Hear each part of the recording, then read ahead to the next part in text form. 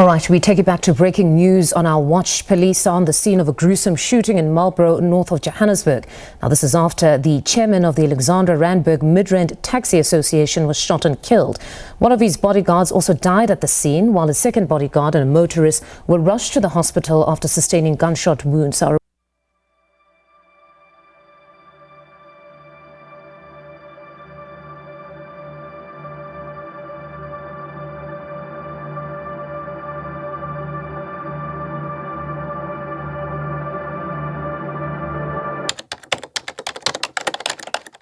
It was just after midday in Marlboro, Johannesburg.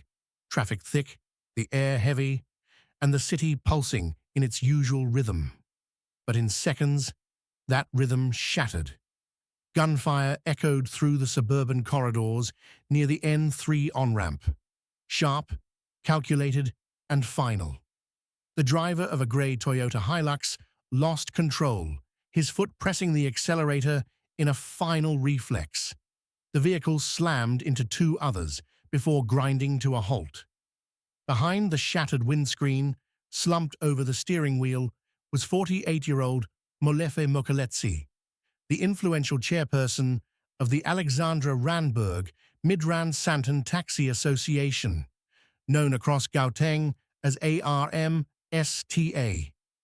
The streets went silent, and just like that, one of the most powerful figures in the region's taxi industry was gone. To understand what happened on that Thursday afternoon, one must first understand what Molefe represented and what his death means in the violent, politically tangled world of the taxi industry. The Alexandra Randburg Midrand Sandton Taxi Association, or ARMSTA, controls some of Johannesburg's busiest and most lucrative corridors, routes that connect workers from Alexandra to Sandton, Midrand, and Randburg. These are not just transport arteries, they are profit pipelines worth millions every month. In the taxi business, every route, every rank, and every loading bay is fought over. Territory means survival, and leadership, especially at the top, often comes with a target. Molefe Moekeletsi was not a random victim. He was a name that carried both respect and resentment in equal measure. Those who knew Molefe describe him as a hard negotiator, a man who could walk into a meeting with government officials, demand operational rights, and walk out with new routes secured for ARMSTA members. He'd been in the taxi business for over 2 decades, rising from a single-vehicle owner in Alexandra's informal ranks to the chairperson's seat, a position often described as a crown of thorns. Under his watch, ARMSTA expanded its influence into Sandton and the outskirts of Midrand, areas long contested by rival taxi groups. His ability to consolidate power in such hotly disputed territories earned him admiration from some and animosity from others. Behind closed doors, he was a strategist. On the ground, he was a boss. But in the streets of Johannesburg, where control is maintained through fear and firepower, such influence often breeds enemies. According to initial reports, Moekeletsi was driving through Marlboro at around 1:30 p.m. when unknown gunmen opened fire on his vehicle. Witnesses say the shooters were in another car that pulled up beside him at high speed. Within seconds, a barrage of bullets tore through the side windows. The attack was precise. It wasn't a robbery, it wasn't a random act of rage, it was a hit. The Hilux swerved violently, colliding with 2 vehicles before smashing into a barrier. By the time paramedics arrived, Molefe was already dead, his vehicle riddled with bullet holes, his body slumped forward, phone still in his hand. Police cordoned off the area as onlookers gathered, many recognizing the vehicle immediately. Videos of the crash scene circulated online within minutes, another viral marker in Johannesburg's endless cycle of taxi assassinations. Within hours, the Alexandra Randburg Midrand Sandton Taxi Association, ARMSTA, released a statement confirming the tragedy. "We have lost our chairperson, Mr. Molefe Moekeletsi, in a brutal shooting incident in Marlboro. We call for calm among our members and for the police to conduct a full investigation." The tone was restrained, but insiders said the tension was already rising. In Alexandra, Marlboro and Randburg, ranks went quiet, a sign that something deeper was brewing. Taxi owners, drivers and marshals all knew what the death of a chairperson usually meant: instability, possible retaliation, and a violent struggle for control. Behind the scenes, meetings began. Sub-chairpersons, senior rank marshals, and association elders convened at secret locations. Security around other top officials was quietly increased. For ARMSTA, the stakes were enormous. The association wasn't just dealing with internal grief, it was facing a potential power vacuum. And in Johannesburg's taxi underworld, power vacuums rarely last long. The killing of Moekeletsi is not an isolated case. Gauteng's taxi industry has, for decades, been a theatre of bloodshed, where leadership disputes, route control, and political infiltration merge into a deadly cocktail.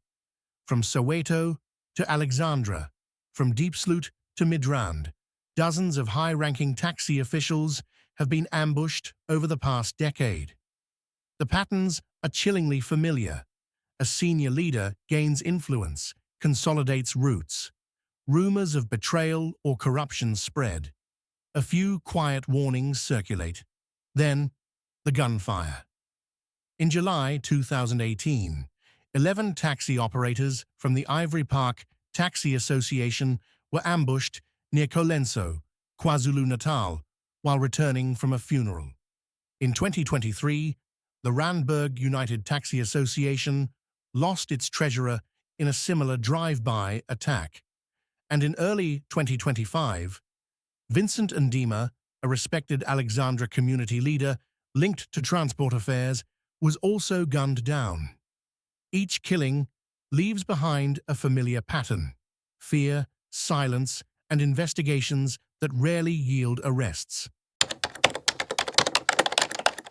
The South African Police Service, SAPS, confirmed they are investigating a case of murder following the Marlboro incident.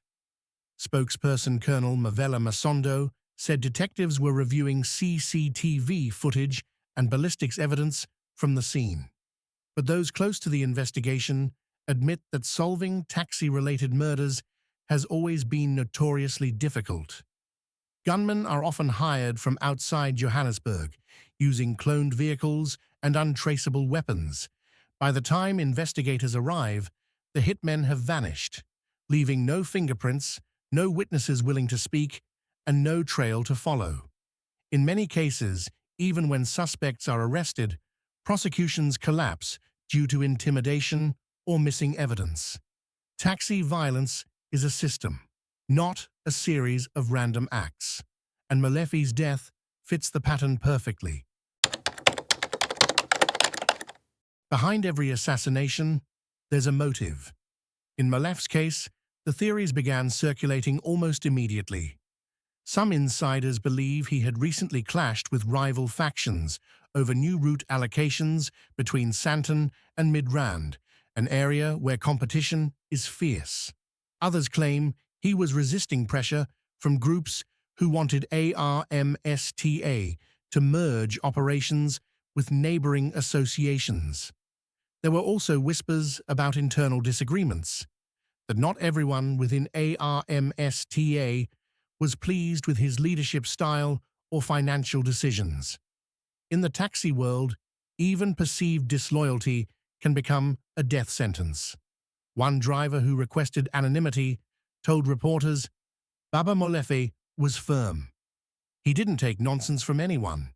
But when you're chairperson, everyone wants a piece of the pie." Some people felt left out. Others felt threatened.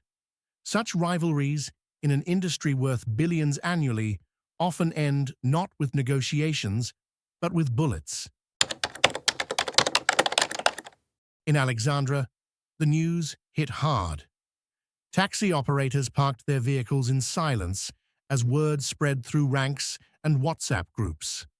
Outside ARMSTA's offices, flowers and candles appeared near the entrance.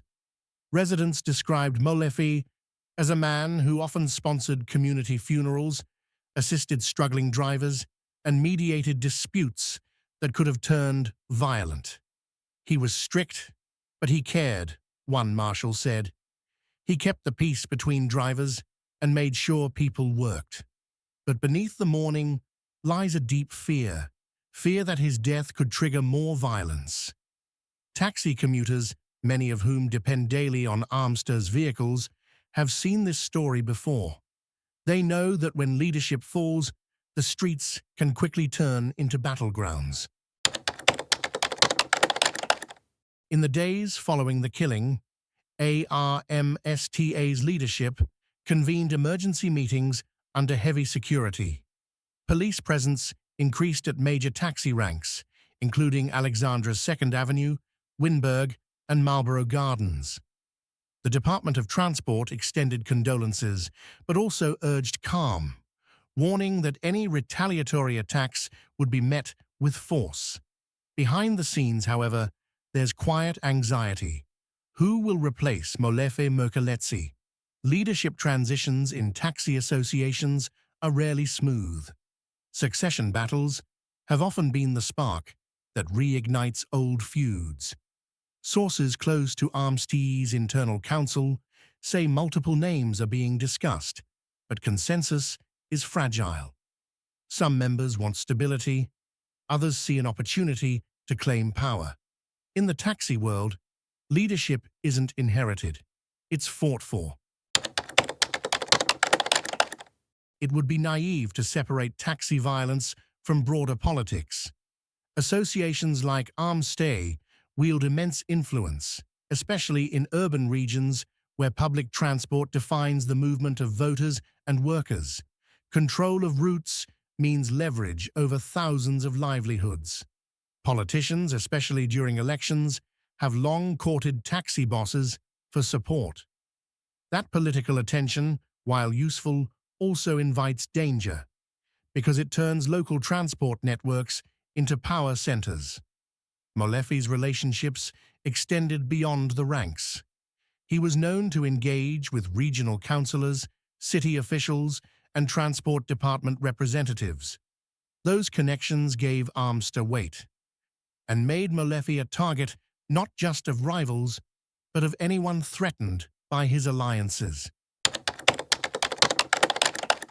The assassination of Molefe Moekeletsi sends yet another grim reminder that Gauteng's taxi wars remain unresolved and that no leader, no matter how powerful, is untouchable. His killing follows a disturbing pattern of systematic hits on individuals trying to control or reform deeply entrenched taxi systems. Each death reinforces a brutal truth. Leadership in this sector often ends in tragedy. Until accountability becomes real, and until law enforcement breaks through the walls of silence protecting killers, the violence will continue. Night falls over Marlboro. The street where the gunfire erupted is calm again, but the smell of burnt rubber still lingers. The bullet holes in the barrier mark the spot, a silent testimony to a power struggle that doesn't sleep. Somewhere in Johannesburg, the men who ordered the hit are watching, waiting, calculating their next move. And in Alexandra, taxi ranks hum again.